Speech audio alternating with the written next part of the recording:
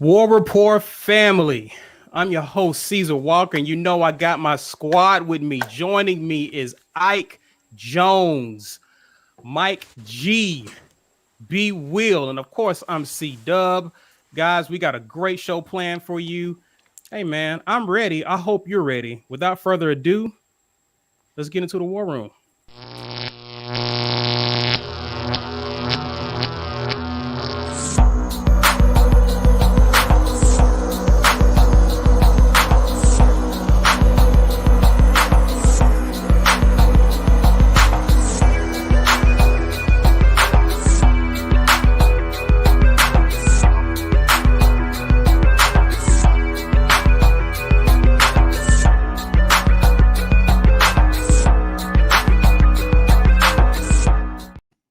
Woo! Never gets old. What's up, Gentlemen, how are you doing this evening? Oh Good. man, Doing all right. Doing all right. bored actually. Happy National Signing Day Part 2. A little bored. The quiet version, right? Yeah, right. I think this might be the quietest signing day in Auburn history, right? Like, Yeah. so Yeah. It was relatively uneventful for sure. so Yeah, I agree. We got a lot to talk about. And guys, go ahead. I see you guys coming on in. If you're new to the channel, please let us know where you're from. We do want to know and connect with our new listeners and just see where you guys are listening to this from. Also, hit that like, smash that like, guys. We got a great show. We got to talk about recruiting. As far as we know, signing day is in the books, but according to our head coach, there's still work to be done, right? For sure. damn right, So- there's still work to be done. Yeah, now we definitely have a lot of work Hey, that's gotta done. happen, man. Yeah, right. All That's right, good to know, right? So 16 commits. listen, 16 commits. So So listen, guys, we can go ahead and get started. We know we got a special guest. I'm gonna bring him on. Listen, this man needs no introduction. Very well known in media in the Auburn land. Guys, without further ado, from Auburn sports, Auburn rivals, brain drain, the man, the myth, the legend, Mr. JG Tate. Yeah, I wish I had one of them little applause things I could hit and just like make the applause sound or whatever. Oh, you brought him in? Oh, bring your own applause. That's what I'm talking about. Yeah. What's up, guys? Jay. How you doing? Hey man, you know. Man, I wish I had my own sound things to play like I do on the Brain Drain. I have my AI. I got like 4 or 5 AI sound bites ready to go at all times, man. Oh, man. yeah. We need to step up our production quality then. I see what's going on. Right. Years, man. We'll be ready. We'll be ready next time. Listen, before we get started, man, listen, my grandmother told me that people don't have to do nothing for you. And the whole purpose of that lesson was when people actually do something for you, you thank them. And I know you are a busy man. You got plenty of places you could be. I want to be the first of the War Rapport family to thank you for coming on and talking with us, man. Appreciate that. Man, for sure. I love the show that you guys have. It took me almost 3 years to get a show that made sense, that like worked. And you guys show up and you're like ready to go right out of the box, man. Like, you're so far ahead of me, and I'm just fired up, man. You guys do a good job, and I love the concise way you guys go about it. It's not hokey and stupid. It's smart. And I like Well, the War Rapport was actually birthed out of a random house party and some whiskey. So, like, Yeah. There we I go. love the that's how whiskey we got part. started. That's how we got started.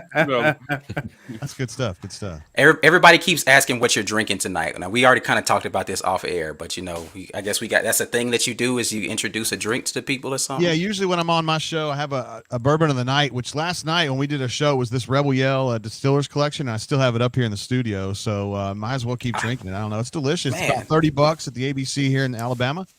I And, like the idea of a bourbon of the night. I need to do that. Yeah, for sure. Definitely. You can branch out from bourbons too, because man, we've done about 70 shows. I'm starting to run a little thin. You know what I mean? Listen, there's nothing like just refreshing it. Somebody might have missed one or whatever.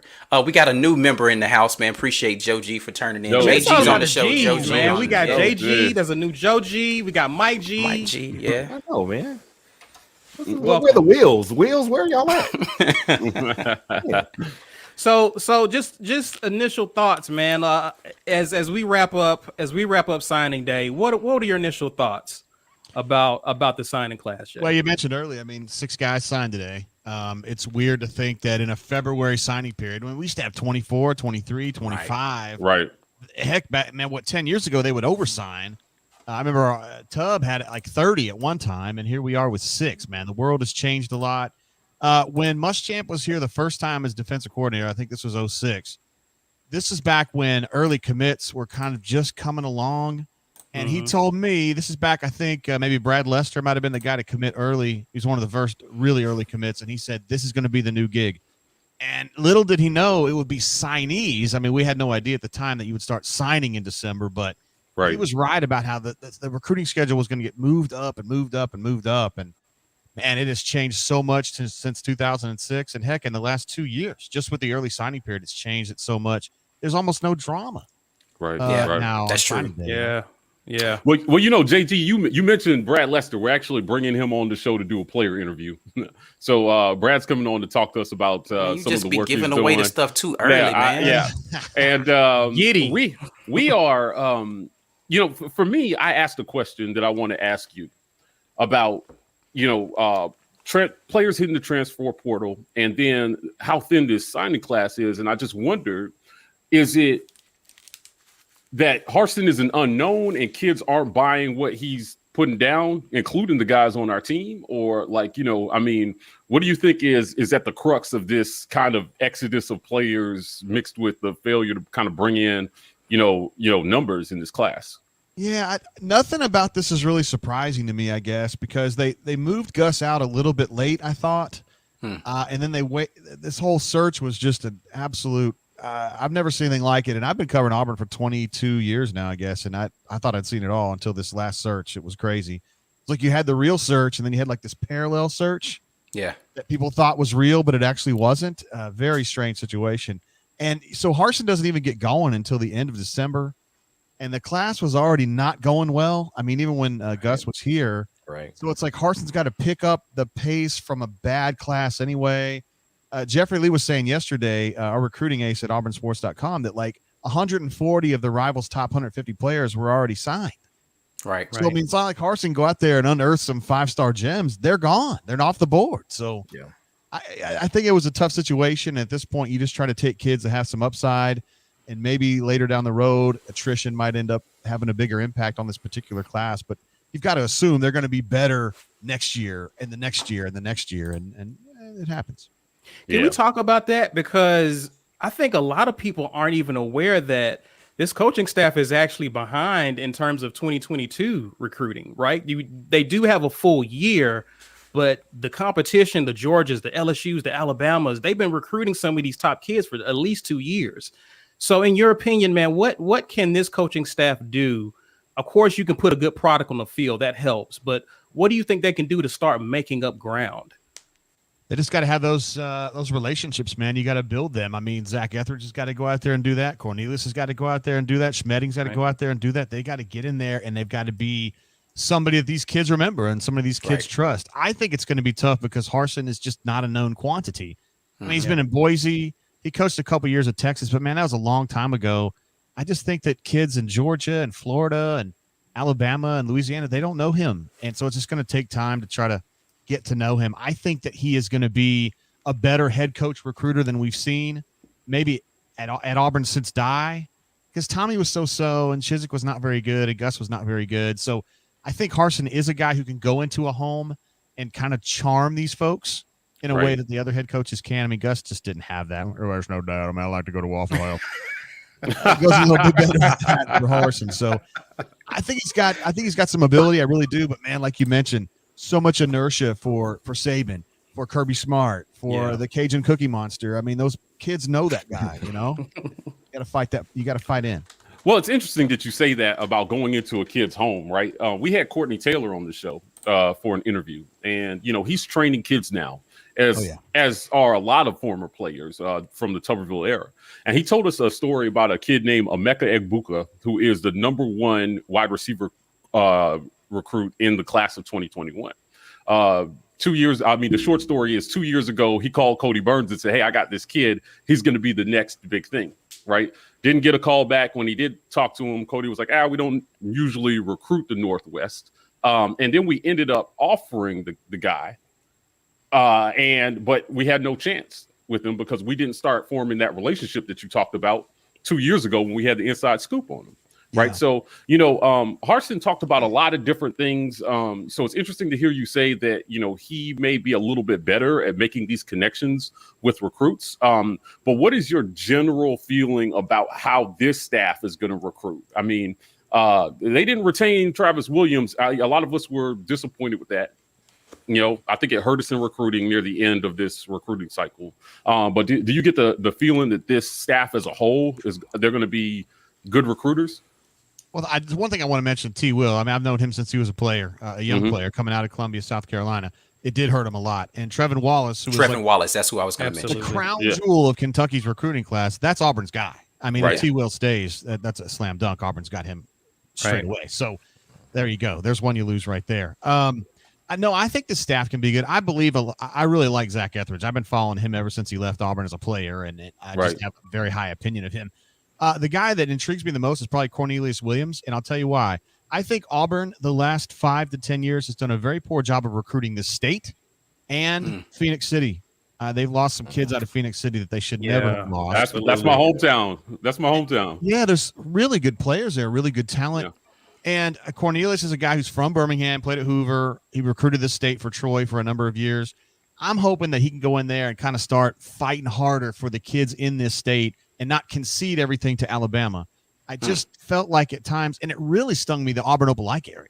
There's some good players in that area. Right. And I think this staff is going to pay more attention to recruiting the kids at home and the slam dunk guys, like you mentioned. The kid like Courtney Taylor was talking about, Jonah Williams, who ended up being a first-round pick from Alabama. Dude, he was begging to come here. His parents brought him here from Folsom, California on their own dime because they liked Auburn and wanted him to see Auburn. Huh. And JB said, I don't really like him that much. And kind of pushed him away. And if you get slam dunk kids like that, you got to take them. You got to at least bring them in and really vet them instead of just saying, nah, I'm good. And, of course, he ended up being a 4-year starter or 3-year starter, whatever, an NFL stud. So, remember this guy, JG at the bottom, Justin Ross? Oh, there's one out of Phoenix City for sure. Yeah. I mean, that was a tough one. I mean, you go to Clemson to be a starter. I don't know. What are your thoughts about Nick Eason? I love him. I mean, I don't know him personally, but I have a good friend of mine that covers the Bengals. And long before he ever got hired at Auburn, this guy would talk to me about how cool Nick Eason was. So he was kind of on my radar. And I'm fired up about him being here. He's going to really connect with kids in a way. I like Rodney Garner. Very old school approach to coaching that I think rubbed a lot of kids the wrong way. These new kids. Right. And we can say, oh, they're not tough enough or whatever. That's a matter of opinion. I think Nick Eason's a different deal, man. I think he's going to be a player's coach, and I think there's not going to be a lot of friction except when they're messing up. I think they're going to really like him, and I think it's going to help them recruit better at that position.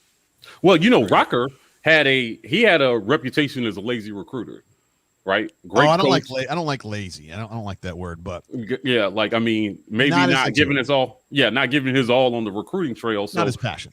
We were seeing Eason as possibly an upgrade. I just think that what people forget about Tracy Rocker, and same thing goes with Garner, is he's just older, right? So he doesn't want to take all these trips out to see these kids. Like, he just wants to coach. And that was I think that's the reason why the NFL was such an appeal for him. It's just like, I just want to coach, right? Like, I want to travel with the team if we have to travel. I just want to coach. Like, I don't want to go take recruiting trips, and I don't want to go bring me the kids that you want me to coach up. I'll coach them up. He almost, seems to have this thing about him where he's like, listen, if the kid's got talent, you bring him here. I don't care what star ratings on him. I'm going to make him a star, right? And so he didn't care about going out and doing all of that stuff. Just because it wasn't, like you said, the word that you used, JG, was passion. It's not his passion. His passion is coaching. Right. So he wants to coach, right? Recruiting is not a passion for him. So It is what it is. Player development is his thing. And I think that's what Harsin was thinking about when he hired him. He said, hey, we got 7 or 8 really good recruiters. I can live with one guy who's not into it. Yeah. But he's going to be a great developer of players at a very important position. Yeah, and I think he sees the same thing in Nick Eason, right? I don't it's yet to be seen whether Nick Eason, he says that he's fired up about getting out there, but you can be fired up about it until you have to actually go and do it. And it's like, all right, I don't really enjoy this as much as I thought I was going to. Just let me go coach kids and get them ready. Play the NFL. won a Super Bowl. They got 2 Super Bowl winners now with Kendall Simmons, also a Super Bowl winner with the Steelers. So he's retained. So he's going to be working with the offensive line at Auburn. So you got 2 guys on the line there that have a lot of experience doing that at the highest level. It's a big plus. Yeah, for sure. Definitely. So JG, what recruit or which guy who signed today, who stands out the most to you? Which guy, or even in the early signing period, you don't have to necessarily just talk Right. about today, but like just guys that, hey, this was a home run recruit. who are you for most us. excited about? I'm a big believer in Demetrius Davis. Yes. Some people are, some people aren't. Let's go. There's a Well, I lot felt of that in my things- bones. Yeah, you liking him, huh? Yeah, I felt that in my bones, JG. But I'm gonna let He you just have doesn't it. like the alternative. That's what he hates. The alternative. No. Nah, he's legitimately excited about Davis. Yeah. Yeah. But I'll let Yeah. JG say his piece, and then I'll go on. It doesn't go real deep, but I mean, I think he's an exciting player. He won a lot, and his affinity for Auburn cannot be questioned. He had a chance to leave and back out of that commitment, and he said, "No, man. I'm going to Auburn." Right. That's the I like same that thing I about feel about Tavares Davis. If I was going to pick somebody, it would be him, just because he had every opportunity to go somewhere else. Not Davis. What's his last name? Dawson. Yeah. He had every opportunity to go somewhere else, and he was just like, "Nah, Auburn's where I want to be," and he still signed. So, but yeah, go ahead. I'm sorry, I didn't mean to interrupt. No Davis. problem. I think Didi's going to be he's got a chance to be, a lot like Malik was, and Malik had just, taken it as seriously as I wish he would have. He could have been that guy and been a stud here, but he just didn't take it seriously. And I was glad to see when he went to Liberty and he did take it seriously, and he's been a heck of a player. He has said in interviews, I should have taken it more seriously when I was at Auburn.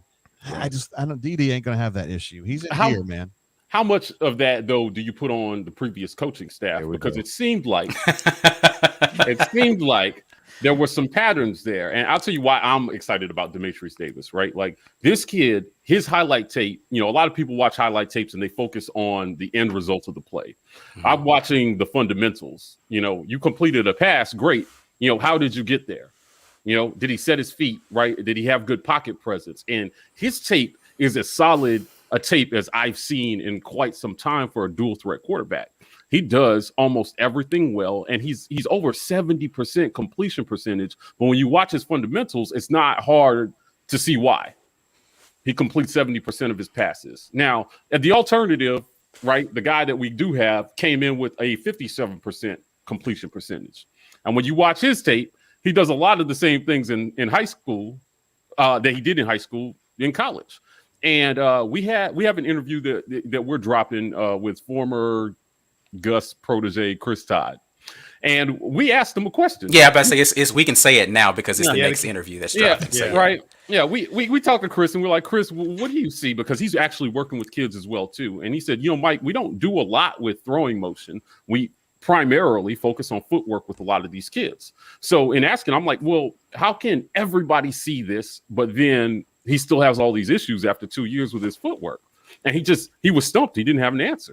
He just looked at me and said, I can't tell you why they didn't fix it. So, I mean, what is your general feeling in terms of development, right? Because that's something we beat over our listeners' head on this show, right? Yeah. You can recruit all the stars you want, but if you can't develop a kid, what good is it going to do you? And you're talking specifically about Bo, right? Yeah. I mean, well, everybody now. I mean, we got a new coaching staff, so I think that this is probably one of the best things that could have happened for Bo. I agree with you completely on that. Now, Yeah. I didn't think that Gus really at any point developed quarterbacks very well. You can make the argument that I thought Nick got better, but I knew Nick pretty well, and I just think he had a real thirst for wanting to get better. Nick just worked hard. He was a hard worker. He's a hard worker when he's ready to go. I mean, when he's playing football, he is. A lot of fun off the field, but I myself, I expected more from Bo last year. I did. I think Mike G's with me on that. I mean, and I thought a long time ago, Noel Mazzoni, he was offensive coordinator with Tuberville years ago, 20 years ago now, always said, if a kid feels the rush, I can't fix that. That's something a kid can either do or he can't do. And sometimes I started wondering if Bo can process things and kind of knock out the rush and not think about it mentally, because he started freaking out a little bit this year, right? Last year I thought he got better. His first year, his freshman year, he got a little bit better at stepping up in the pocket as the season went on, and I thought, okay, here we go. This last year, I don't know, man. He was starting to flee a little bit again, and he was getting a little anxious back there. And we can talk about the footwork and all that. And I didn't think it was perfect either, but it just made me wonder if he can actually process things without worrying about the rush. That's something that would concern me. Yeah, I think Bobo is going to be a great guy for him, though. Right. I put a lot of Bo's ailments on coaching personally. I don't think I'm in the club that thinks that coaches and institutions do not take enough of the blame when players don't pan out. We just end up slamming the player. But I am going on record as saying this now. Demetrius Davis will push everybody in that quarterback room for that starting job this spring. Right. I don't think anybody's job is safe under Harsin, but I really do think that he'll push for the starting job this spring. I think they would love to see it, man. I mean, they want more competition. I would love to see it too. Yeah. Right. All right. So let's talk a little bit more about today or the recruiting class that we've got. And, we've talked about the one that you were most excited about. Let's talk about somebody who we already talked about kind of the miss that we had from not having T. Will here. But like, what's an obvious, we have to fill this hole coming up here between now and, however they're going to fill it. Right. I don't see a solution to left tackle right now. I mean, and they got to have one. I mean, right. To me, that's the difference between this offense being pretty good next year and this offense being bad next year is a left tackle. And I don't see one on the roster. I think they can kind of reallocate resources and be pretty good at center and both guard spots and right tackle. If Austin Troxell's okay, I'm thinking maybe him and Brendan Coffey can go at it over there at right tackle and somebody kind of rise above, but at left tackle, I think Alec Jackson needs to play left guard. Maybe challenge. He's a guard. Yeah, he's a guard. I think he's a for guard. sure. I really do. He's definitely a guard. I think he's got good power, man. I think, because he didn't grade out well last year, and then he got hurt. So a lot of people were down on him, but I think he would be better. If Geno James was playing tackle, I don't know, but at guard, man, he was really good. He made a lot of money doing it too. I think Alec can make money doing that too, but they need a left tackle, and there's just not one there. I mean, they're going to have to go manufacture one somewhere.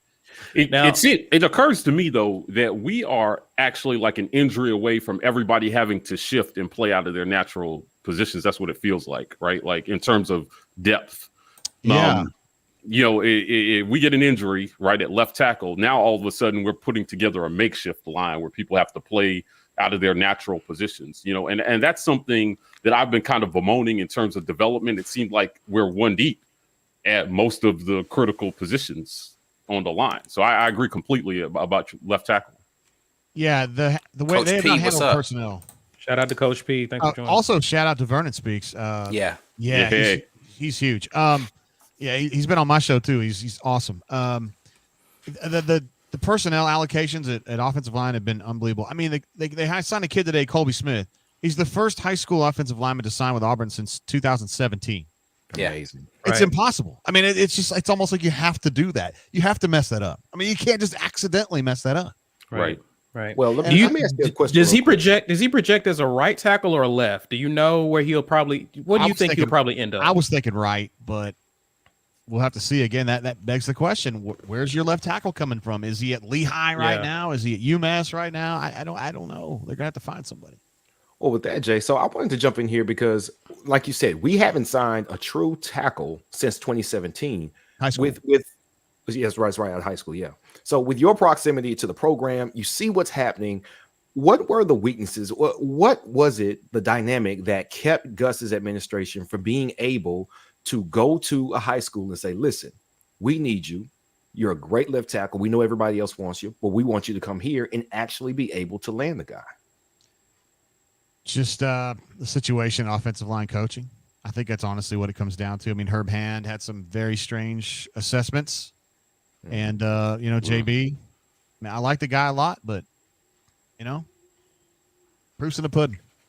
Yeah. I mean, I think, Friend being down on the Plains now is going to be a huge asset to that. He evaluates talent better than a lot of guys, at the offensive line specifically. But I think he's going to be he's already a great recruiter, and he's a good developer of talent as well. I'm definitely looking forward to that. They haven't had a plus recruiter at offensive line since Grimes? maybe. Was it? Oh, Jeff Grimes. Okay. Yeah, Jeff Grimes. I was thinking Jeff Grimes. Yeah, he's good.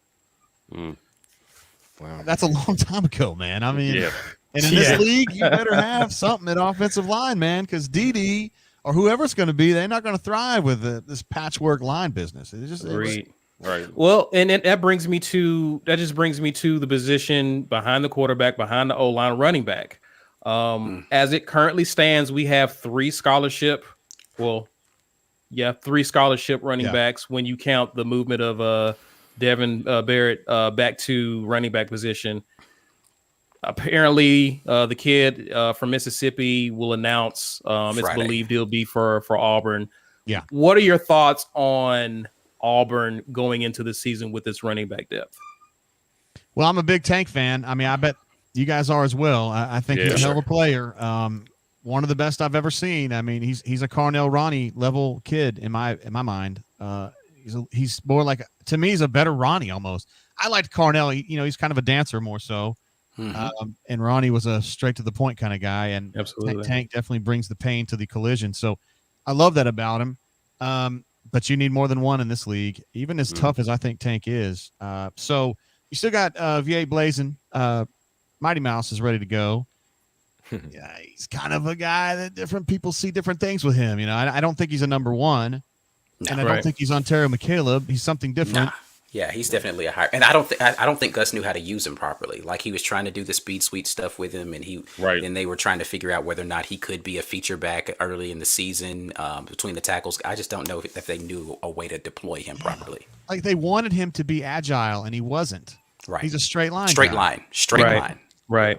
And so it's kind of hard to get somebody, if you're going to be a tailback, just in a straight line. You just can't hardly do it. I guess Cam Petway did it, but he was super, super big and really brought a lot of punch. And I mean, Mighty Mouse is tough for what he is. But and always hurt. That's true too. Yeah, and always hurt because of strength and conditioning. Here we go. Come on, Mike. Now somebody listen. said it in the comments already. They were waiting for you to mention it. Like, Jay, I'm a Kevin Yoxel guy. I'm dead serious though. During the season, I need y'all. We're gonna have to play like some sort of drinking game every time that Mike mentions strength and conditioning. Like, you have to take a shot or something. Like, we won't make it through a whole episode, but it's got to happen at some point during the season. When we get JG, you may want to sit that game out. Don't sit that game out. When we get a drink of the show, we're gonna drink that drink every time. Number one, Mike brings up strength and condition. Number two, every time a question that's not about Bo Nix's play comes back to Bo Nix. Big facts. Oh my goodness! Listen, I'm excited to see, with all the additions to the coaching staff. I'm excited about our strength and conditioning, because for these guys that are coming in, their development will largely depend on their ability to establish a firm foundation in the weight room first. Right. I think it gets overlooked by a lot of fans. I personally, based on the results on the field and what seemed like chronic injuries, felt like we may have been lacking in that area. But when you get kids like Lee Hunter and Demetrius Davis in, having a competent strength and conditioning coach is key. You're not going to be able to do a lot with these guys if they can't get their weight up. So, like, I'm really excited, and especially for the offensive line guys too, man. Yox used to do some interesting things in that weight room with his guys, but he always had everybody prepared, and he produced a lot of first-round draft picks. Anyway, I'll get off my soapbox about it. I just wanted to make sure. I was waiting for the question. So the question from that rant would be, can Bo Nix lift enough weights to get his footwork right? Go ahead and ask him, man. Bo Nix never got hurt. What does he need more strength and conditioning to do? Hey, That dude never got hurt. He was a freaking tank, man. His name should be Little Tank Nix. Yeah. I've got the perfect Allen Iverson soundbite for that, because he said, "If I get all swole and big and strong, y'all going to give me that MVP award, right?" And I was like, "Exactly." It ain't all about strength, man. I do want to say, Ryan Russell, the former strength and conditioning coach, is a friend of mine, so I'm going to, all biases aside, he worked at the behest of the head coach. So if the head if Ryan says, "Hey man, I think these offensive linemen need to be 30 pounds heavier and bigger here," and if Gus goes, "No, I need them to be able to pull fast as guy," he's working for that man, so he does what that man tells him to do. I really believe Ryan Russell could have made him bigger. He's just working. He learned under Yox, so he knew his stuff. But to your point, he had to do just like anyone on a job. You got to do what your boss tells you to do. I'm a big Yox guy myself. I lost 115 pounds with Yox kind of keeping an eye on me and lead me along. So All I right. love Kevin Yoxel, and I'll go to the grave saying that how much that guy changed my life. I'm probably alive today because of him. So Oh wow. I love That's Yox, dope. but I like Ryan Russell too. Again, he's working for somebody, you know. It's weird that you say that because I'm almost dead because of Yoxel. I attempted a few of his workouts and it didn't go so well for No, me he in brings college. it But now. He yeah, brings but definitely. Hey Mitchell, War Eagles. Shout out to Yeah. Gregory Lawrence as well. Thank Yeah. you. Yo, Thank you. so back to the recruiting class from today. Are there any like low star recruits? Like, because we sometimes we get fascinated in the star, right? The star ranking beside somebody's name. Like somebody who's a 3-star, maybe that you see and you're like, okay, this guy can be a contributor, and I really kind of like what I saw from them. Somebody that might surprise us. Juwan Gaston is probably the guy. Now, I'm a Montgomery guy. I live in Montgomery. I've been here 20-something years. So when there's a kid coming from Montgomery, I got a connection to him. Daniel Thomas, who was playing, he graduated a year ago, I think. Right. I'm playing with the Jags now. Similar kid, although he played at Lee. This young man, Gaston, is from Carver. Mhm. But I think he's a guy that can step up. Special teams guy for sure. Maybe he can end up being kind of a Daniel Thomas guy on the back end too. I like kids like that who have to fight their way in the defensive backfield. When I was getting started on this beat, a guy named Adlai Trone did that. It just seems like Auburn's a place where you can get a couple kids. Roderick Hoods was another one back in those days. Good. Yeah. Came on as a walk-on, ended up being a really dang good player. So I feel like that's a good position for people. And he'll be working with Etheridge, who I think a lot of. So and Mason, of course, too. So I think he'd be the one to watch. Do you think we finally found a punt return specialist or kick return specialist in this kid? Because he was tearing it up. We'll see. We'll see. Okay. Yeah, we'll see on that one. I don't like big predictions on that one. I don't like Tank being back there. That scares the hell out of me. No. Honestly. Yeah. I know what you mean by that. I think yeah. that's. Nah. I I think that's over. we've got enough kids that played wide receiver. What's the kid that Javarius Johnson. Javarius Johnson, thank you. That didn't get a lot of playing time that you can get back there. Hal Presley, the young kid that's coming in. Hal. There's Malcolm that he set out last year. I can't think of his last name right now. I know his first name's Malcolm. Yeah, from Virginia. Malcolm Johnson. Johnson, thank you. Malcolm Johnson Jr. I think there's enough kids that are in that wide receiver room that, you can't put but 4 of them on the field at a time. Put one of them back there and let them return punts. Most of those kids did that in high school anyway. That's the thing that frustrated me the most about Gus is he wanted to reuse some of the same people doing, like, why did you have Tank returning kickoffs, right? Like, you've got a ton of other talented people on your squad. Right. What's the kid that transferred that I used to talk about all the time that he was from Florida? Oh, I can Gosh. picture him. I can't think of his name.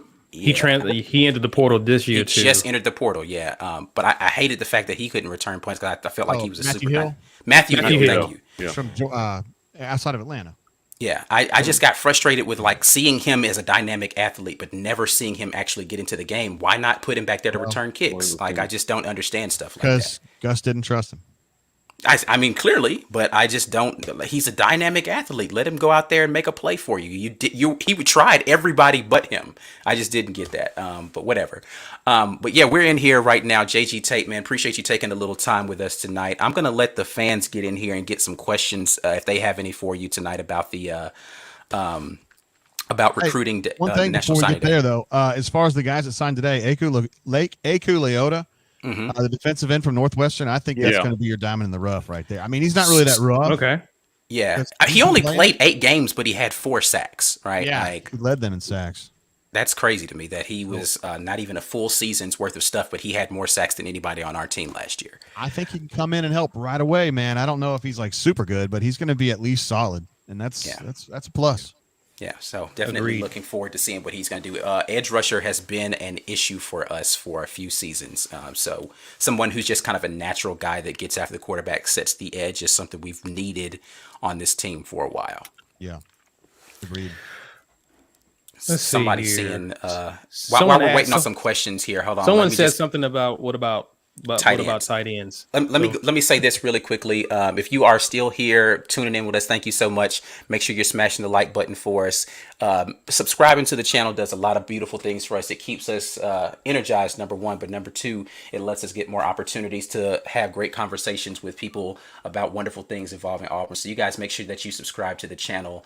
JG is over at Auburn Sports. That's the YouTube channel, right? Auburn Sports. Or is it the Brain yeah, Drain's the name of it? you can find me. Just look me up, JG Tate. Yeah, just look him up. You Google him. Don't worry about it. Make sure you guys get in with him. But yeah, we're in here talking about National Signing Day. If you have any questions, make sure you type those there in the chat, and we'll make sure we get to those questions. But yeah, tight ends. Let's talk about it. Yeah, so Brandon Frazier is a guy that I thought was going to be huge this year. He got hurt early in the season and really wasn't himself almost until the bowl game. I think this kid's going to be a stud. I really do. I think he's got that flexibility like we saw with Lutzenkirchen a few years ago. Right. I think he's a guy that's going to be able to help a lot. And then Landon King coming in from the Houston area. We've liked him a lot too, even before he was committed. Just thought he was one of the best players in that Houston area. And that was a really rich area for players this year. And he knows Demetrius real well. So that's a plus too. The other guys are, whatever. Luke Deal's solid. Fromm is solid. What do you think I'm gonna do with Pegues? Pegues, yeah. Pegues is the guy. He's the guy you got to wonder about. He's got some really interesting skills for a guy his size. I just don't know where he fits. He's not really a ball carrier. He's not really a receiver. Although he can catch the football, I don't think he's a traditional tight end, although he did lay some licks this year, were probably the nastiest licks laid anywhere. Some of that stuff in the Ole Miss game was just damn near criminal. You do that in the real world, you're in trouble. He knocked that one dude just flat down like a pancake, man. Yeah. They would have called that a cockroach back in the day. So I'd love to see what they can do with him. He's a very intriguing talent, but he was signed to be a Wildcat quarterback, and I don't know if Harsin and Bobo are going to be doing that. I don't know. Right. Who's the flip, JG? Yeah, I don't know. We've been trying to decipher that one for a while now, and we've had like 4 or 5 guys we thought it would be him, and it didn't end up being him. At this point, I think it's going to end up being Dylan Brooks. I mean, he's the defensive end from Roanoke who signed with Tennessee. When that whole dumpster fire kicked off, he asked to be released from his scholarship. That hasn't happened yet, but if it does, and I think it will, I would imagine it's going to be Auburn. So maybe they kind of have a commitment going there. I don't know. He's obviously that's not something they would talk about until it was on. Right. Yeah. Romello Height's an interesting one. He was injured last year. He was another linebacker that was supposed to come in and contribute to us. He was originally committed to Miami and flipped to Auburn late in the process last year. I think it's going to be interesting to see how he fits into this new defensive scheme that we've got going. Well, supposedly new scheme. I don't actually know that he's going to be running a 3-4. He's run 3-4s in most other places that he's been. Derek Mason, that is. The assumption is that he's going to do that as well. But Romello Height, any thoughts about him? Yeah, super quick twitch, and I think he's got that ability to be like a Jeff Holland type guy off the edge, which they really, really need. We just haven't had a chance to see him enough. I mean, he missed so much practice with the injury, and he did come back and get some snaps late in the season, but I just couldn't really tell much from it. It wasn't enough work. And then as far as Derek Mason, he was morphing more into a 4-3 look. I mean, he was kind of switching between 3-4 and 4-3 last year at Vanderbilt. That team was bad, so it may have been personnel. But he was quoted a few times last season talking about how things are kind of changing on the offensive side of the ball, and as a result, he was kind of changing his views about he's not going to stay in a 3-4 all the time. So I would imagine we're going to see some different fronts from them, and a guy like Romello who can do a little bit of both. He could be an edge, he can be an outside linebacker. Same thing for TD. I think he's going to play inside a little bit though. They've got some versatility guys. And that's the thing I actually think I like a lot about the linebacker class that we've got from last year and even the guys that we've signed. We talked a little bit about this before you hopped on backstage. The kid, Joko Willis, looking at his tape, they have him listed as an inside linebacker, but everything on his tape, he's playing like a slot corner, right? And so that makes him a very hybrid type of guy where he can come down in the box and he can play linebacker-ish, but he still has some corner skills, which means covering running backs out of it allows you to be very versatile with having the same package on the field, but being able to switch your fronts and coverages. So I'm looking forward to seeing how they switch that up a little bit. Also, he played receiver a little bit in high school, so he's used to playing in space. So I'll be surprised if he gets moved to inside linebacker. I could see him as an outside kind of a And here's Hybrid. another one of those linebackers that we didn't get to see last year. Wesley Steiner. I don't even know what happened with him last year, really. He played some. I mean, A little bit, finished yeah. with like 50 snaps maybe for the season, and Right. I think he might be the smartest kid on the entire team. Well, he's on a different level. If you have a chance to talk to him or interview him sometime, he is. I mean, he chose Auburn over Stanford, and he would have gone there as a student, and gladly. So he could have gone to Vanderbilt and played with Derek Mason before now. Then. Yeah, he could have absolutely. Yeah, I haven't met one quite that sharp since Ashton, who was like a Rhodes Scholar finalist back in the day. So, anyway, Wesley's awesome. He's going to be a huge benefit for this team moving forward. He's going to be a great locker room guy. He's not going to be quite the lick layer, I guess, that KJ was and that DD was before that, but I think he's going to be a really good player. So don't lose faith in him. He was playing. They kind of had a situation. KJ got knocked out. Owen and Zacoby were playing a bunch of snaps last year. Right. So he was playing behind somebody that they were going to give 90% of the snaps to. So don't get down on Wesley, man. The thing I didn't understand. They were already undersized to play inside linebacker. KJ Britt was the middle linebacker for a reason, right? Like he was the downhill, plugger on the defense. Like as good as Zacoby McClain is, as good as Papo is, neither of those guys is size wise or even in their instinct against the run. KJ Britt, right? Their wills, I just think that they took a lot of punishment on the inside trying to take on, the double team blocks getting up to the second level that made them fatigued when you get to the end of the game. And it made it where our defense, we were already kind of slim up front trying to stop the run. But then you have your linebackers getting gassed late in games. It just made it for like a compounding insult to injury type of thing against the run. Then your offense is getting 3 and outs late in the game. It was just this snowball of there's no way we're going to be able to stop the run this year. So. Right. I saw somebody ask about JJ Pegues playing halfback or H-back. I don't know if they're going to be using that the same way that Gus did. So we just have to kind of see what needs they have at that position and then see if JJ. I mean, he's a really good hitter. I just don't know if he wants to be that guy. I don't know. Right. Yeah. Jay Hardy. What about Jay Hardy? Jay Hardy. I like him a lot, man. They're going to need inside guys, and he's one that I think has a very high ceiling. He didn't get to play much at all last year. He was banged up and just kind of young, but I think he's probably behind Zeke at this point, but I don't have anything bad to say about that kid. He did everything I expected of him last year. Jay, do you think it would be fair to say that based on how the previous staff evaluated talent, that fans can expect that there will be some hidden gems from last year's recruiting cycle that may see the field this year, right? Some specific guys in mind? Yeah, I mean, it just seems like there might be some guys on this team. I think Hal Presley was already on the team, right? I don't know him personally, so I don't know if he got here. If he just got here in the last 2 or 3 months, right?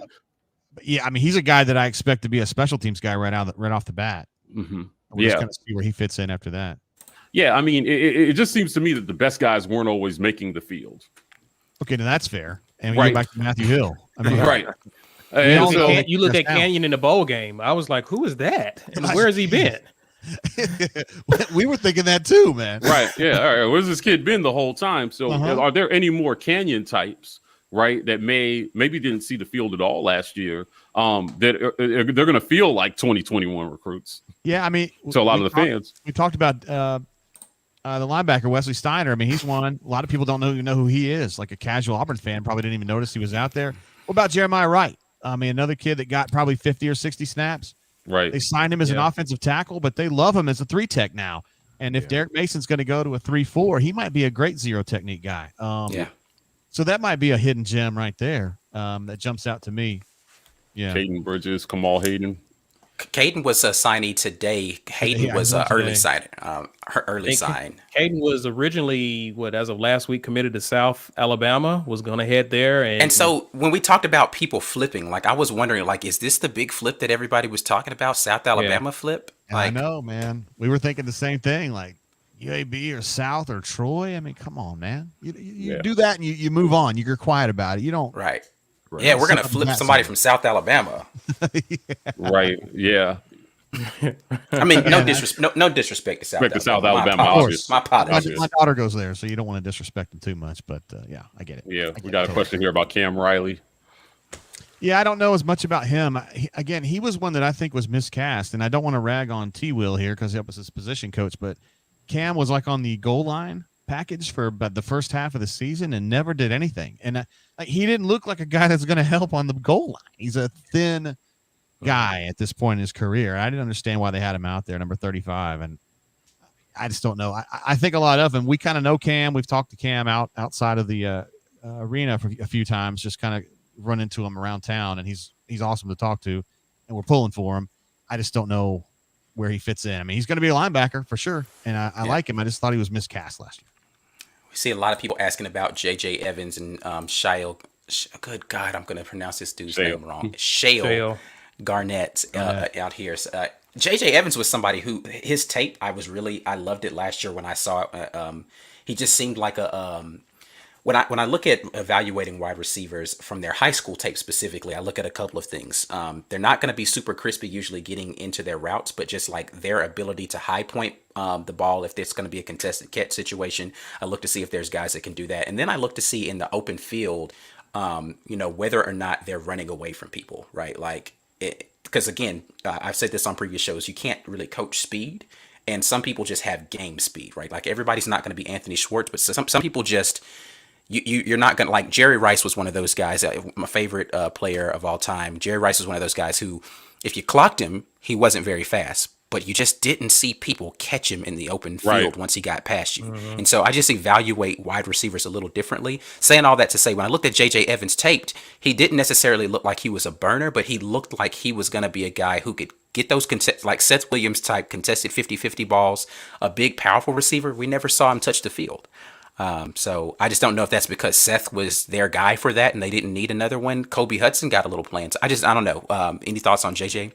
I don't really have a strong feeling on JJ one way or another. I mean, I think your question, or you're wondering about what went on with the wideouts. And we talked about Elijah Canyon earlier. Where was he? I mean, if he was competent, why wasn't he playing early in the season? Right. I don't have a great answer to that. I think it comes down to Cody Burns is what happens to the wideouts. Again, he's working for somebody who, like, man, I trust this guy. Let's stick with him, you know? Yeah, I mean, I think that wide receiver development has been underwhelming in general. We were due for another Gus impersonation. So thanks, JJ. Yeah, right. Yeah, wide receiver probably is on offense. I think is going to be one of the greatest opportunities for exponential improvement in terms of route running.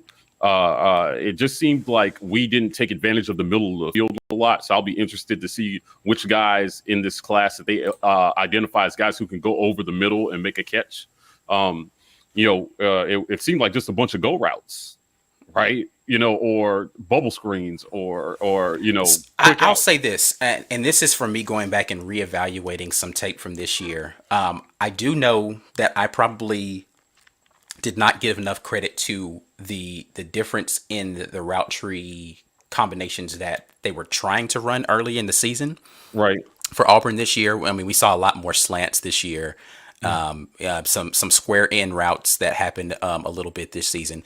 The issues for me, I think, were number one, the timing was completely off because the offensive line wasn't blocking well early, and so a lot of those routes didn't get a chance to develop. But number two, I don't know that Bo was trusting his ability to get to a second read a lot, right? Like he wasn't composed enough in the pocket to say, okay, this first one's not here.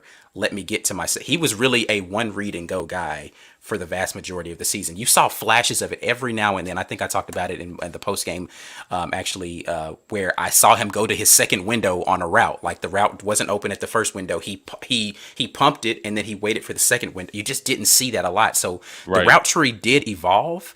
I just don't know that the offense had enough continuity for us to be able to see that develop down the field later on into the season. So they simplified it. They pulled it back and they started trying to go to a more simplistic route tree so that they could have quick hitters. I just don't know that it was very effective. No, that's something that we criticized Gus for the whole way. I just felt like his passing attack got more. He would call it more streamlined. You and I would call it more basic. Mm-hmm. And it was obvious that defenses weren't having a really hard time with it. Right. We got a question here from Wesley about Killian Zierer, who's a JUCO left tackle he had an ACL injury last year. He's back to 100% now. I just don't know what they have in him yet. Right. He looks the Right. part. He's a big, tall, long dude with long arms. But, can he block anybody? Can he drive anyone's butt into the dirt the way that Braden did? I don't know. Broham is fine as far as I know. I didn't think his situation was that bad. And then Council, he had to have surgery on his, and I think he's going to be totally fine for spring. I just think that Brandon Council is going to be better off playing center. That's just my feeling. Oh, interesting. I didn't know that he had a potential to play center. Yes, for us. he has played center before, and I think he prefers that. I don't know if that's on the record or not. Huh. I think he'd Okay. be really good there. Coming from one of our subscribers. We will actually talk about this Friday in our Facts or Now, interestingly enough. But yeah, you can go ahead and give your spiel about that. Mitchell will get it early. Yeah. As a member. But Devin Barrett. He's actually working with Brad Lester. Brad Lester, yeah. Brad Lester, number 1 from the day. I don't know what to think about Devin Barrett, man. He's kind of been on on ice for the last 3 years, in that we thought he was a great athlete coming out of high school, played for Jarris down in Florida, and very highly rated, and then couldn't figure out what position to play him at. He's been playing defensive backfield, and Right. bless the guy's heart. I mean, he's been trying really hard. He goes to work every day, busts his ass. He's just not been able to break through, and people go, I hate it when fans are like, oh, well, he hadn't broken through. I guess he sucks. Well, Right. You don't know that. Yeah. Right. You don't know that. Yeah, just not seeing the field. We talked about this on another, just because you haven't seen a kid on the field, I think people are panicking about the talent. It's like, oh, what are we going to do? It's like, we've got a ton of kids you haven't even seen play. How do you know we don't have talent here? You've never watched them play before. And these were highly recruited kids coming into the school. Just give it some time, which is why I don't sense the same urgency that some people do about, oh, we've got to sign a bunch of people in this class. We've got a bunch of kids that's never gotten playing time that can fill some of these holes. There are some very particular spots. Again, offensive line depth. The running back room was thin. I didn't like what we have on rotationally on the defensive line. I'm not really sure about, but Yeah. But what I do know is that skill positions, we got a ton of them. And so if you're worried about our ability to be able to throw the ball, we've got 2 or 3 guys who can do that. If you're worried about how we can catch the ball, we've got 8 guys that can do that. We just need to figure out what we're going to do at the running back position. I mean, we've got our number 1, but if he goes down, who's going to step up and do that? Devin Barrett looks like a guy who could possibly contribute there, but again, we don't really know. Don't really know. I don't know what to tell you about him. I know he's an athlete, and I know he's been working hard. That's all I can tell you.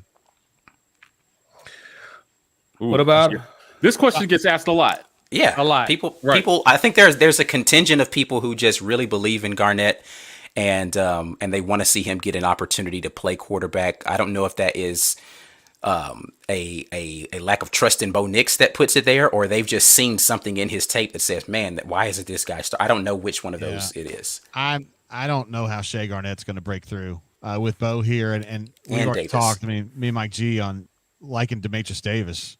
Right. I think he's a dynamic player. I don't know how Shea Garnett's going to break through there. Yeah, you know what? I think the biggest thing is because the way we evaluate talent is going to change so drastically. What was the name of the kid that he was? I think he was like a tackle or something.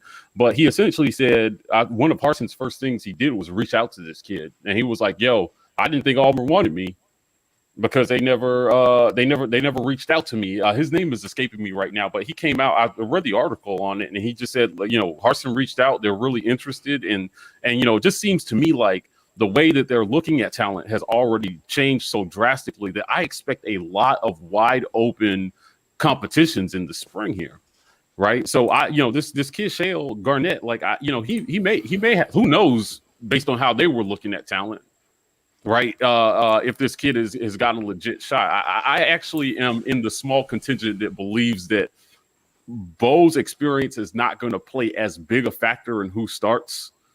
Right. With Harsin, I don't think. I can agree that it's not necessarily his experience that will play a factor in Harsin. I think his experience will play a factor in how quickly he's able to adjust to the speed of the game. Like, again, for me, the biggest jump is not for kids coming from high school to college to the pros. It's just the speed of the game, right? It's not necessarily the X's and O's. It's just, and Bo learned this in his first 2 seasons. You're not faster than the defensive ends in the SEC. You're faster than the high school kids you could run around, but you're not faster than these guys. You have to figure out a better way to play quarterback besides let me be athletic and because you're not that fast, right? But where we're going to have to see a kid like Demetrius Davis, for instance, who does have the fundamentals and being able to step up in the pocket. Does he have the arm strength to get it there in a hurry? Does he have the anticipation to be able to deliver it to a guy before that window closes, because they're closing a lot faster than they did in high school? Those are the things that I think he's going to have to learn. If he can do those things early, then he's going to be a stellar player for us. Right. That's Yeah, usually the difference. That's the difference between, and that's the difference between the kid redshirting and playing right out the gate. Correct. It's how quick they can pick that up. Well, I just don't think that the mental gap is as big as you guys are painting it out to be. Honestly, based on what That's I've not a seen mental on, gap, though. That's so it's not. I'm not talking about his ability to learn X's and O's. I'm literally talking about in high school, a kid is open for 10 seconds. That same window is 5 seconds in college, right? And so when you deliver the pass, you need to be able to anticipate that window and throw with anticipation. Is he going to be able to do that? His accuracy, we already see, not an issue. But is he going to be able to throw with anticipation? And is he going to be able to pick up the playbook quick enough, right? Because it's going to be a more complex playbook more than likely, or they're going to have to pare it down. They're both starting from zero on the playbook. I understand that, but what I'm saying is Bo has at least had an opportunity to learn a new playbook he hasn't had to go through that process yet. Him coming in the spring is going to allow him to do that. I'm just saying, if there are 6 things that he needs to be able to learn, Bo has already learned 3 of them, right? And now whether he does those 3 better or not is debatable. I'm just saying that is going to play to his advantage when it comes into just understanding how to balance out doing school and football. That's a whole different thing that kids have to learn how to do. It's not the same as high school. Because you have more freedom, the social life, it's different in the COVID environment. But I understand that there are things Bo Nix has that are an advantage to him, and I think that's going to play to his favor. Listen, I hear you, Jay. We asked this question on our show. I'm going to ask it to you. Whatever you're talking about. Let me get Jay to agree with me on something. I want to hear that Bo is going to fail. That's what we want. No, that's not what I'm saying. Because I'm rooting for Bo. I am rooting for Bo. But what do you think the chances are that Harsin names a starting quarterback at the conclusion of spring practices? Very low. I just think he's gonna want those kids to fight. It's gonna be Bo. I mean, barring some cataclysmic failure. I mean, I know that we can sit here and talk about some of the things that he's done wrong and that he was disappointing last year. He's still a good quarterback. And I agree. I just think Demetrius would benefit from like a redshirt year, or maybe just 1 year, just kind of waiting around. Bo might end up bouncing next year. I don't know. We'll just have to see. I think he's got some of that. I think he's got real ability, and I think Bobo is going to be the kind of guy that can unlock a little bit more out of Bo. That's fair. JG, this question here, I'm going to rephrase this. I'm going to reframe this question, okay? Because this is what every Auburn fan wants, right? A championship campaign. Sure. We pride ourselves on being a no sunshine pump zone here. Right. So here's how I'm gonna reframe this question for you. Realistically, what should be Auburn fans' expectation going into this season, or even into spring? I think if you win 8 or 9 games next year, you should feel really good about it. There is a chance that this team could be really good, but they've got to play the portal just right in the next 5 months, which means you've got to get another tailback, like we talked about. You need to get a left tackle that you can really roll with, like somebody you're really comfortable with, who can push people around. I don't know if that guy's out there. Maybe he is, maybe he isn't. If you make a few really shrewd portal moves, this team could be a big surprise next year. But can we trust Harsin to do that? I don't know. We just don't have any track record on that. Right. I think this team's got a lot of pieces. We've talked. Yeah, you guys went through them earlier. Some great skill guys. I love the tailback situation. Quarterbacks kind of, but I mean, if Bobo can get something better out of Bo, that's going to be a fine position. I like him in the defensive backfield. I like the linebackers. Defensive lines kind of, that's a spot where you might want to get a 3 technique or a 0 technique, whatever. But you get, again, 5 really good picks on the transfer portal. This team could be in contention seriously. For the last 4 or 5 years, we've seen that, the teams that are winning it all have dynamic quarterbacks. Right? This seems kind of like the era of really good quarterbacks. When was the last time we had a championship with a game manager at quarterback?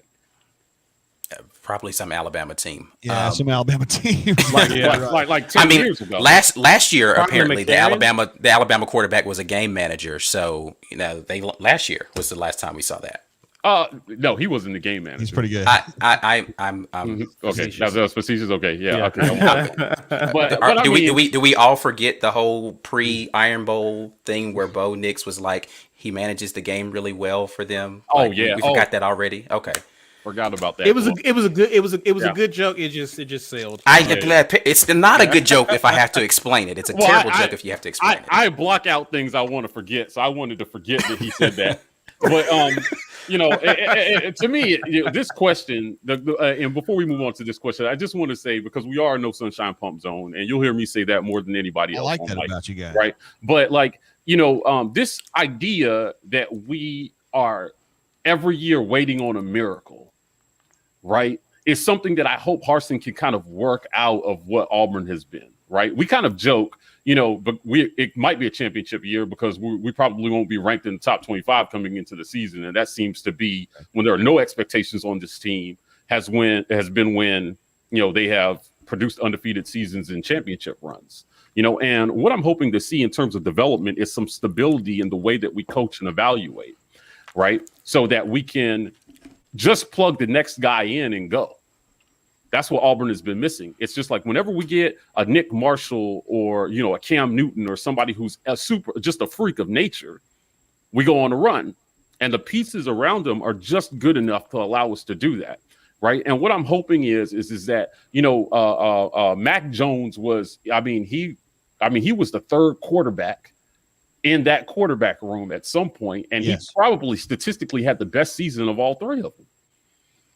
So I would just say, maybe hopefully Harsin can establish some depth here, right? And it's not all about this 2021 recruiting class. You develop the guys that you have in your room right now. You take the guys that you did get, right? You get at least two deep at most of your important positions, because we've been missing that as well. We're sitting here and we're thinking, listen, I'm not enamored with Bo, but if he goes down, our season is completely done.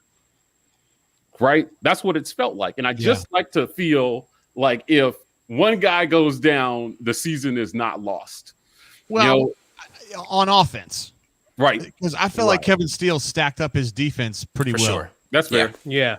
But on offense, you're right. I mean, there were some major. You had the one stud, and then it was like, even with Tank. Tank. Yeah. We saw that. Absolutely. I mean, when Tank went down, it was like, I don't know. DJ is okay, and Shivers is, he is what he is. And actually, I don't know the answer to this question that's up on the screen now, where we ended up in the recruiting rankings. We got him in Rivals right now. We've got Auburn at 43. Now, I think it's going to go up a little bit when they restructure and stuff. They'll probably end up 30th.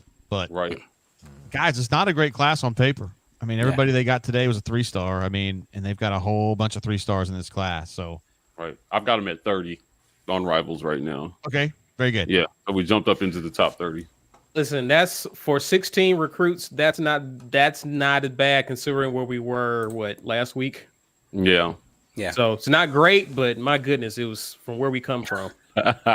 Chase, I'm in the process of trademarking that right now, so it's coming soon.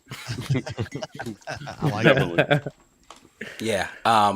Shout out to Chase. He's got a channel. He's an up and comer in the YouTube space, man. Just trying to bring you guys something different. We like to recognize our fellow creators. This is a joke, right? Yeah. Yes, that's a joke. Okay. All right. Especially the way he spelt it. I would just say, the way we've closed out, I mean, we're just over an hour here. So Jay, I've heard you say a few things tonight. It seems like, you've got a pretty good beat on what's going on with a lot of these kids. Based on some of the things that you have said so far tonight, I'm like, okay, like I could have a drink with this guy and talk about football without wanting to punch him in the face. And I would say, so we're waiting on maybe the big flip, right? But are there any major things left for them really to do in the portal? Hell yeah, man. There's a kid from Michigan that I saw that was possibly Coach P mentioned him. Yeah. Is this the tailback? Nah, it was a defensive end, I think. Let me try to find that comment. Mike G, I think there's a lot of work left to be done. Honestly, they're going to have 6 spots left, 5 or 6 going into whatever February and moving on. And they're going to have to make some picks out there. They're going to have to really get aggressive. I mean, look, Miami and Florida State have already done their work. and they've shown what you can go out there and do in the transfer portal. They have racked up, and I wish that Auburn had been able to do that because it's great for business. But they just weren't. They were still having to kind of babysit this class and try to figure out and finish out this class where Florida State and Miami weren't having turnover, and they didn't have to do with that. So from this point forward, they're going to have to get really aggressive and really scout these guys out and make some shrewd picks. But yeah, I think there's work to be done. Absolutely. Right. This question right here. So this Harsin actually answered this already. Yeah, yes, he did. But it became a divisive issue on our show because, we were trying to explain to people that Harsin runs a lot of pro style concepts in his offense. And people were like, oh, he runs a multiple. It's a multiple, right? So, yeah, I think we're going to see some different things. We had some offensive linemen come on and talk to us about the different techniques that these guys might have to play in some of these different type pro sets that they're going to be playing in. So, I'm interested to see here that, he said that Bobo will play call. Right. But he's working for a guy. Right. Yeah. Right. Yeah. He said that Bobo will play call, but, that has been a thing for us as fans quite a bit about, head coach meddling in a lot of what's going on offensively. So we'll talk about this one on the change on Friday. We're going to talk about this one on the screen as well. So you guys tune in to Facts or Now Friday. Just kind of a non-sequitur here. Bobo to me is a play caller and he's a quarterback developer or quarterback coach. I think those are the two things you should expect the most out of him. So when you think about somebody said over here in your chat about he's no Sarkisian. Well, no, he kind of does something different than Sarkisian.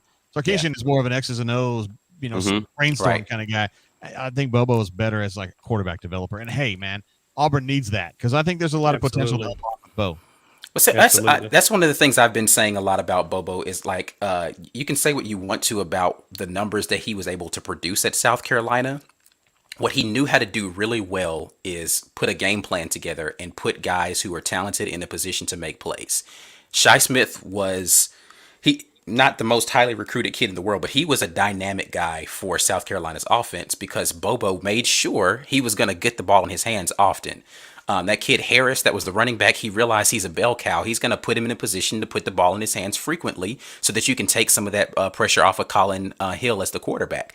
Bobo knows how to take a game plan and go execute it on Saturdays. Now, Harsin's going to help him put the scheme together and maybe design some of those plays, but Bobo as the caller of those plays, I think is something that's going to be dynamic for Auburn with all of the talent that we have available to him. He just didn't have the guys at South Carolina. There was like one or two guys he could count on, and so he put the ball in their hands over and over and over again. It made the offense more predictable, but I think if you have enough talent, he's going to be able to deploy it in a very unique way that I'm looking forward to. Right. Hey, if you got Sharif Cooper, put the ball in his hands, man. That's what I'm saying.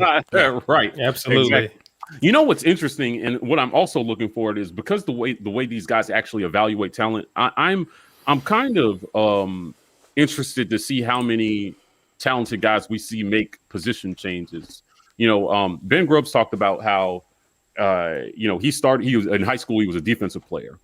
He came to Auburn and then he went to tight end, right? And then the coaches told him, hey, listen, man, you got some good blocks at tight end. Like you're a crappy tight end, but you got some good blocks and you make a lot of money. Yachts told him too, you'll make a lot of money if you play guard.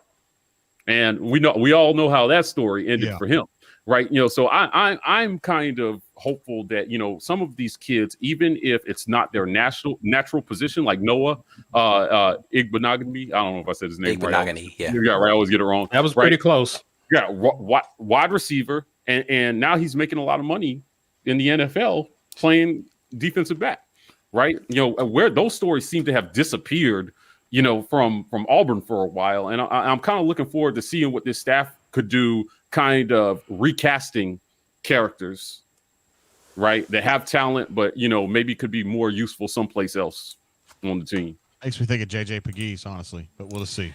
So somebody said something about JJ Pegues making the transition to offensive line at left tackle or something like that, since we were talking about needing that. But Uzi is one of my favorite commenters out here, so I appreciate him for jumping in all the time. I saw my man Keontae is out here in the comments as well. Shout out to him. I've seen a lot of people. Daniel, I've seen him out here. Chris is out here. Chris Bowman. A lot of people who Philip is here today, so I appreciate all of you guys for tuning in with us. Just I'm going to get back to you guys' questions, but I just want to give a moment to plug. We did have our new stuff that was kicking off Monday we had the memberships that you could sign up for, so that's a thing. So if you guys want to support the channel, that's available in that way. We also had our merch store that launched recently, so you can get some of this great War Rapport merch that we out here doing. You know, if you want to sip out of a little War Rapport mug or something like that, you know. Look at that merch, man. Yeah, nice. We got merch. Yeah, listen, we're trying to look like a first class operation here, even though we just some guys in our spare bedrooms and stuff out here doing. Hey, speak for yourself. I'm in my living room. Thank you. Oh, my bad.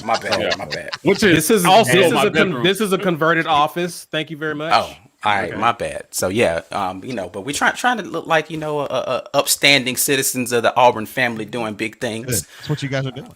Yeah, appreciate that very much. But I saw a quick question in here.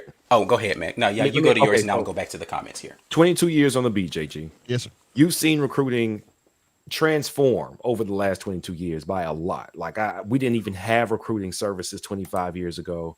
And now we've got people measuring guys' talent to a number. What has been the biggest change over the entire time you've been covering college football, and what do you think is the most detrimental thing that has transpired in college football recruiting? Man, you just don't have the relationships we used to have. It's just become so corporate almost. I mean, 20 years ago, you could just call a kid, talk to him. I remember there was a quarterback named Latrez Harrison back in the 90s in Atlanta, coming out of Atlanta, and he ended up going to Georgia Tech or Maryland or somewhere like that. But I remember like being pretty close to Latrez and talking to him a lot. And now it's like they all have people. They've got like some of them actually have a PR person, and it's like It's just gotten so big, man. And that I don't know. They're still at the end of the day, they're 17 and 18-year-old kids, and just wonder if they get celebrated a little bit too much. Rodney Garney's talked about how he has to de-recruit kids, and then it became a bigger push, a bigger thing for him as time went on, and that's something that I've kind of seen too. I don't have to do it, but I can see it coming along like that. That's the biggest change, I think, for me. Yeah. I've seen a couple of comments in here about the strategy that used to happen against Auburn recruiting against Bear, back in the day, and what's going to be the new strategy for Harsin recruiting against Saban. But did you guys see the video that they put out where a recruit was on a Zoom conference call with Saban, and they leaked the video of that? And basically Saban's whole spiel is, hey, listen, if you weren't good enough to play here, then why would I be talking to you right now? Don't let these other guys tell you that. I'm talking to you because you're good enough to play here. And the reason that they're saying that is because they don't feel like they're as good as us. So why would you want to go play there? So he's basically allowing the other competition to do his pitch for him. He's like, they've already told you we're better, so you should just come play here. And, I've put more kids in the NFL at linebacker than I've lost games in my career. So people ask me all the time, like, don't you think Alabama has to cheat a lot to get their players? And I think Alabama has to cheat less than most, I think, at this point. Because at this point, that's just what. Right. Why do I have to cheat? We win all the time. It's a common argument amongst the fan base about whether Saban can plug and play coaches because the talent, just kind of runs itself. And I argue against that vehemently. Like, I'm just like, no, actually, they have a system that's proven to develop. He is the common denominator and all that, right? So coaches come in and, just like you said, JG, I mean, all these guys are working for somebody, right? And I don't think that can be overlooked. So these guys come in and they've proven that they can recruit and develop. So that's your biggest pitch to any recruit. If you come a 5-star, you leave Alabama a first-round draft pick. If you come a 4-star, you probably still leave a first-round draft pick. Yeah. If you come a 3-star, you may still leave a first-round draft pick. That's how well they're doing it. And I don't know what better sell you have to recruits than, we can help you reach. We're basically a pipeline to the NFL. You come here, you have a chance to go pro. And if you want to go pro, then you can go to some other guy and hope for it, or you can come here and guarantee yourself if you play your lights out, you're going to do it, right? Right.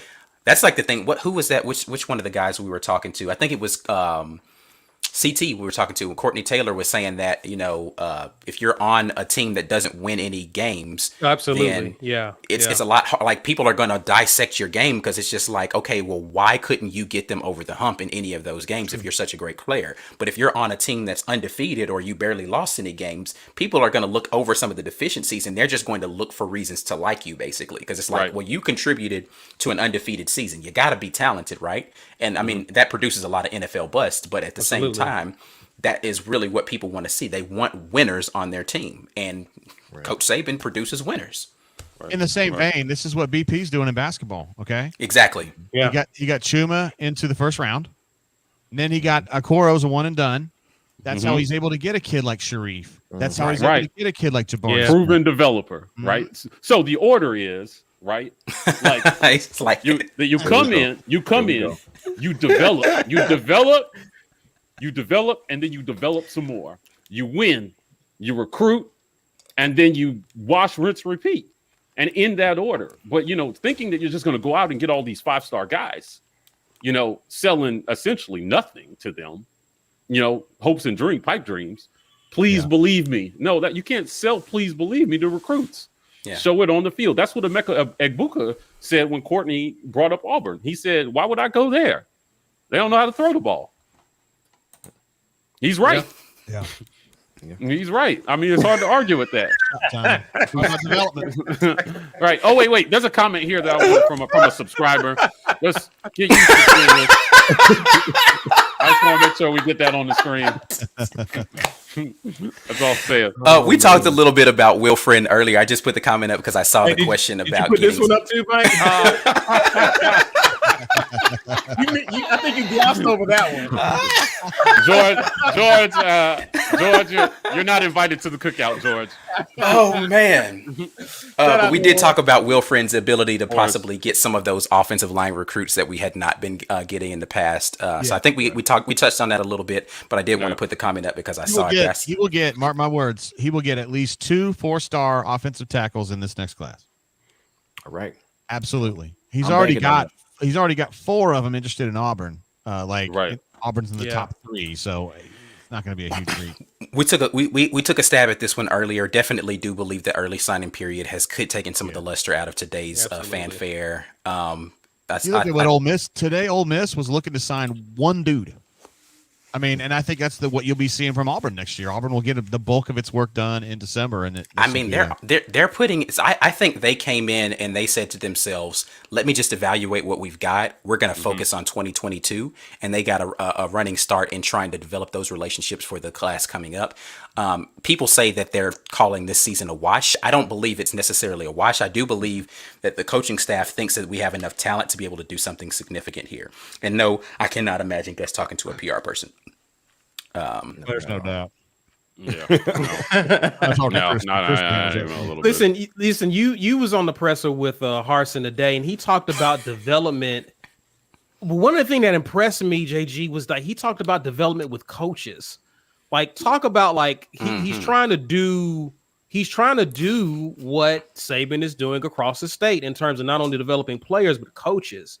How important do you think that is towards getting the machine going at Auburn? That's part of it too, man. I mean, we talk about, hey, we can get you to the NFL. We've got 5 guys that have $1 million contracts in the NFL now. That's a big part of it. But another part of it is, look at these coaches that have worked here. They're now coordinators in the NFL, position coaches in the NFL. You've got friendly faces. They're going to see you in the draft, after the draft. That's something else that Alabama can push too. And I mean, you need to learn from Alabama. You don't have to sit there and be in awe of them or be scared of them, but you got to see how they put it together. That's a big part of it too. So I think that's part of what Harsin's talking about. Listen, man, the bottom line is, and I know I'm going to have to make everybody take a shot on here. Mike G's going to owe me, but it is about development, man. And it's not just players, it's coaches too. Yeah. Right. The more successful everybody is, the more money people make and the more willing these kids want to come and get part of that bandwagon. When we talk about Cody Burns, because this is something that we've talked about recently, is I think that there's an assumption that when a coach gets hired, that coach is already at the pinnacle or the precipice of their abilities as a coach. And the truth is that having a system that develops coaches as well as it develops players is just as important. It is. So they don't pay as much attention to it, I don't think. Right. I thought that was Cody's issue. I think he got put in a bad situation, where he needed more development as a coach. Yeah, I can see than that. than he was going to get under the previous administration. He's down at UCF now, so I really hope he gets that because he's an Auburn guy. It was really hard to you not rooting against him. Do they I have a think head we coach all. at UCF? What's that? Is there a head coach at UCF right now? I don't know. I don't think there is. Yeah, right. I don't the guy know. That, You know how Now Surprise, I is he feel there? bad for Cody. Who's that? Unless it's Gus. right. He might be UCF? headed down there. Huh. I mean, it makes sense. I'm just saying. Yeah. That would be the worst it's thing not to happen fair. to Cody. They got the Ugh. athlete. I mean, That's what I'm if you saying. I feel sorry for Cody. I if feel bad for UCF Cody. picks him up, does that mean that he can give us some money back? Like, is there like a clause where No. if he gets another I don't job? think so. I don't think so. No, That's man, he's holding on to that just how 21. bad of a contract that was. I think Sexton. Yeah. All right, we're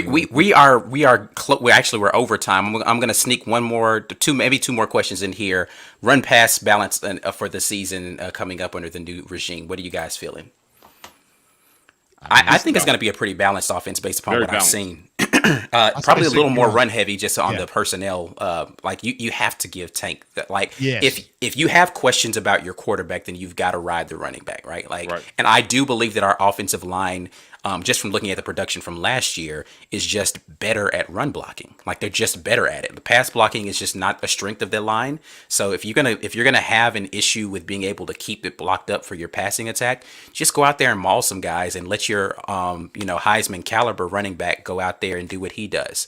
So I think I'm looking forward to seeing that next season. So if I were to guess, I'd say we're probably 55-45, 60-40 run to pass next season. 60-40. I'll go with that. Yeah, for sure.